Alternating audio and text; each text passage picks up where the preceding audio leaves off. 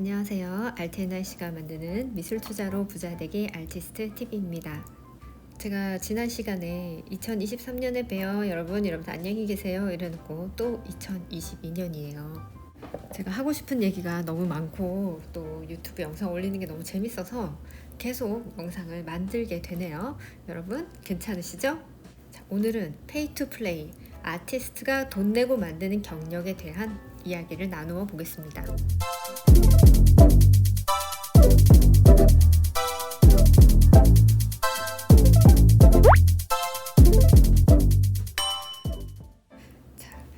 미술 시장에 들어온 지 얼마 안 된 신인 작가나 또는 신인 갤러리, 신인 큐레이터 다 마찬가지고요. 또는 컬렉터 분들도요. 미술 시장에 들어온 지 얼마 안 된 컬렉터 분들은 어떤 상이 정말 권위 있는 상인지, 어떤 갤러리가 진짜 갤러리인지, 또 어떤 아트페어가 제대로 된 아트페어인지를 구분하지를 못합니다. 당연하죠. 그런 것들을 구분하는 어떤 정확한 이론이라는 건 존재하지 않으니까요. 요즘 우리가 자주 접하는 인터넷 뉴스를 보면 어떤 작가가 해외에서 유명한 아트페어나 아니면 국제 수상을 했다라는 뉴스를 볼 수가 있어요. 꽤 알려진 작가가 아님에도 불구하고, 그리고 꽤 알려진 그런 대회가 아님에도 불구하고 대단한 상이라고 이렇게 기사에 씁니다. 아주 국제적인 상이고, 심사위원은 제2의 피카소다 이런 식으로 아주 대단한 상인 것처럼 묘사를 해놓은 뉴스 기사들이 있습니다. 또 세계 각지에서, 또 전국에서 아트페어가, 미술 시장이 성장하면서 방방곳곳에서 아트페어가 열리기 때문에 어떤 아트페어가 진짜 좋은 아트페어인지 우리가 구분이 안 가죠. 그리고 아트페어 같은 경우는 어차피 그림을 사고 파는 시장이기 때문에 내 마음에 들고 내 예산에만 맞으면 상관이 없는 경우도 있습니다. 이 과정에서 결국 피해를 보는 것은 신인 작가들이나 또는 신인 컬렉터들입니다. 무지해서 생기는 또는 절실해서 생기는 폐해라고나 할까요? 자, 돈을 받고, 작가에게 돈을 받고 전시를 연다든지 어떤 작가 피를 착취하는 것은 나쁘다, 윤리적으로 옳지 않다라고 보는 분들이 많으실 거예요. 이것을 윤리적으로 접근하시는 분들이 굉장히 많더라고요. 저는 개인적으로 그 어떠한 윤리적인 오피니언은 없습니다. 비즈니스적으로만 접근을 했을 때 이것은 비즈니스적으로 옳지가 않다라는 의견입니다. 왜냐하면 그 누구에게도 남는 장사가 아니기 때문이에요. 자, 갤러리가 엄청나게 잘 나가는 갤러리가 아니고서야 이 어마무시한 이 아트페어의 참가비를 혼자서 감당하기란 매우 힘들죠. 이것을 같이 쉐어해서 아티스트와 함께 나눠낸다는 거를 윤리적으로 본다는 거는 그거는 옳지 않다고 봅니다. 오히려 윤리적으로 갤러리가 다 부담해 라고 하는 것이 비윤리적이라고 생각해요. 그런데 갤러리가 부스피를 감당하지 못한다는 의미가 갤러리가 수익이 그만큼 많지 않다는 얘기죠. 작품을 많이 팔기가 쉽지 않다는 얘기입니다. 몇 번만 그렇게 하다 보면 이미지가 아주 나빠집니다. 당연히 전시의 퀄리티가 좋아질 수가 없고요. 전시장 부스의 퀄리티가 낮아집니다. 페이 투 플레이 현상은 아트페어에서만 있는 것이 아닙니다. 일반 갤러리 전시, 그룹쇼라든지 개인전을 열 때도 마찬가지고요. 또 비영리 단체에서도 아티스트에게 이런 비용을 부담을 하기를 요구합니다. 그리고 수상 경력 이런 것도 마찬가지인데요. 어디에 대단한 상을 받았다더라, 수상을 했다더라, 우리는 이름을 알지 못한다. 자, 왜냐하면은 내가 무식해서 미술 쪽은 잘 모르니까 그 상이 그렇게 유명한 상인지 몰랐는데 뉴스 기사를 보니까 엄청 저명하고 아주 명성이 대단한 상이라고 이렇게 묘사가 돼 있는 걸 보니까 이 상이 대단한가 보다, 여기서 상을 받은 대단한 작가님이래, 이렇게 생각하는 경우도 있죠. 미술계에서 그 상을 받았다고 해서 이 작가가 훌륭한 작가다라고 인정을 받을 만한 상은 존재하지 않습니다. 단호하게 없어요. 자, 이것은 역사를 거슬러 올라가서 인상파전이 열렸던 마네가 그 전람회에서 낙선을 했던 그 시대 이후로는 없습니다. 자, 프랑스에서 열린 살롱 도톤느, 그 상이 얼마나 아티스트들에게 저명한 상이었습니까? 그런데 자, 인상파 화가들이 나타나면서 그 상의 명성이 이그러졌죠. 시대가 변했습니다.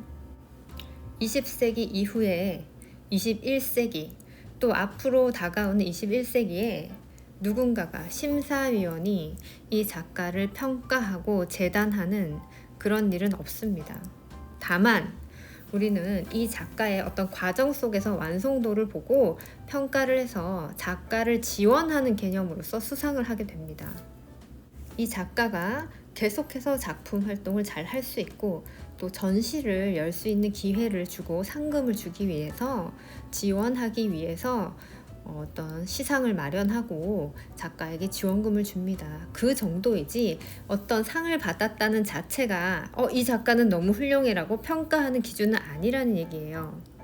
영국의 터너 프라이즈 정도가 좀 핫하고 좀 대단히 저명한 상이라고 최근에는 볼 수가 있겠지만 그마저도 이 작가의 어떤 작품성과 역사성, 이 작품의 훌륭함을 평가하는 기준은 아닙니다. 자, 어떤 작가의 훌륭함을 평가할 수 있는 그런 상은 존재하지 않아요. 그런 걸로 작가의 작품을 평가할 수는 없습니다.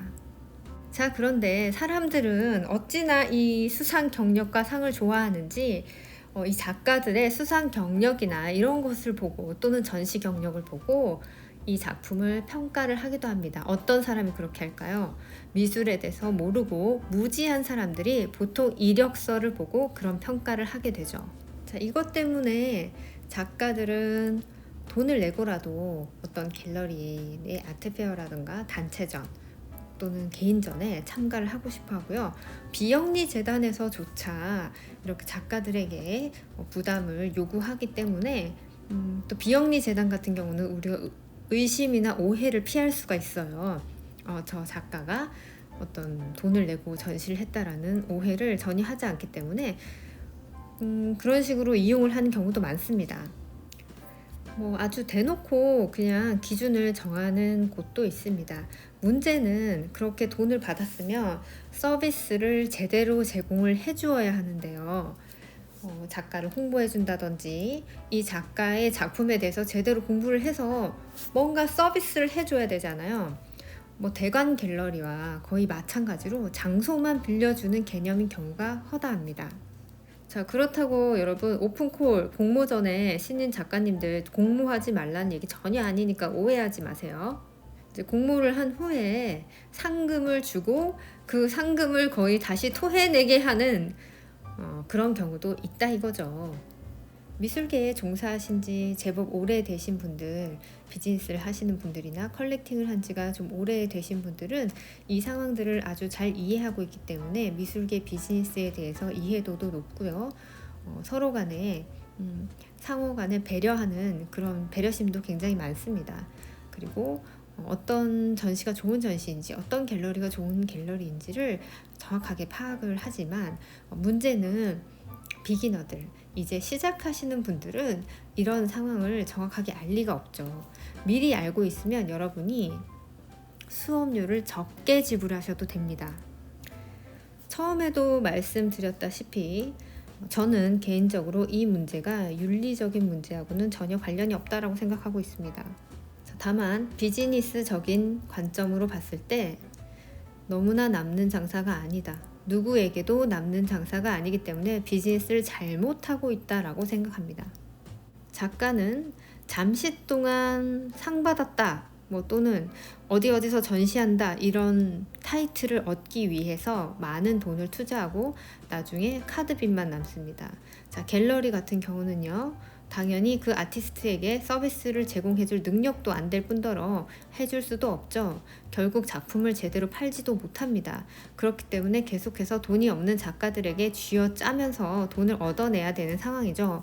돈이 있는 곳에 가서 돈을 벌어야지, 없는 사람들한테 가서 계속 돈을 얻어내려고 하면 쥐어짜는 수밖에 없는데, 그것도 그마저도 한계가 있을 겁니다.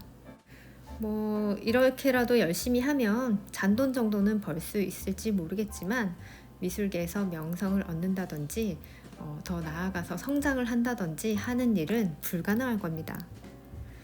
정확하게 수요 공급의 원칙이기 때문에요. 작가님들이 계속 수요가 있으면 그 공급자는 계속해서 생길 겁니다. 뭐 사실 어떤 명성을 얻거나 제대로 크게 성장하는 게 무조건 좋은 거다라고도 말을 할 수가 없고요. 뭐 본인들의 목표가 거기가 아닌데 굳이 이게 옳다라고 말을 할 수도 없는 거죠. 그 문제는 누가 가장 피해를 보느냐? 작가님들. 자, 이 세상에는 천재보다는 평범한 사람들이 많죠. 작가님들은 평범한 사람들보다는 천재일 가능성이 높잖아요. 일반 사람들이 못 알아보는 게 당연합니다. 어떻게 알아봅니까? 다들 보통 사람들인데. 자, 작가님들은 엉뚱한데 너무 기 빨리지 마시고요. 진짜로 제대로 작품을 보는 사람들은 이력서, 경력 그런 거 한 줄 중요하게 생각하지 않습니다. 진짜 작품만 봅니다. 자, 컬렉터님들도 이런 미술계의 상황을 정확하게 인지하고 계셔야 올바른 눈, 제대로 작품을 보는 눈을 기를 수가 있어요. 우리 아트 컬렉팅 제대로 하시려면 미술계가 어떻게 돌아가고 있는지, 자, 밝은 면, 어두운 면 골고루 이렇게 보시는 거 굉장히 중요합니다. 그런 객관적인 시각 꼭 가지시길 바라겠고요. 자신만의 어떤 관점 꼭 기르셔서 좋은 컬렉팅 하시길 바랄게요. 제가 12월 31일 날 1월 1일 넘어가는 시간이죠. 물론 저랑 여러분은 시차가 있어서 시간은 다른데요. 그때 라이브 방송을 해볼까 생각 중이에요. 사실 카운트다운은 뭐 그다지 크게 의미는 없지만 여러분들과 라이브 채팅을 할 수 있으니까, 또 만나서 이야기를 할 수 있으니까 그 부분이 좋을 것 같아서 제가 계획을 하고 있는데요. 여러분이 댓글로 의견 남겨주시면 참고할게요. 자, 그럼 다음 시간에 뵙겠습니다. 여러분 안녕히 계세요.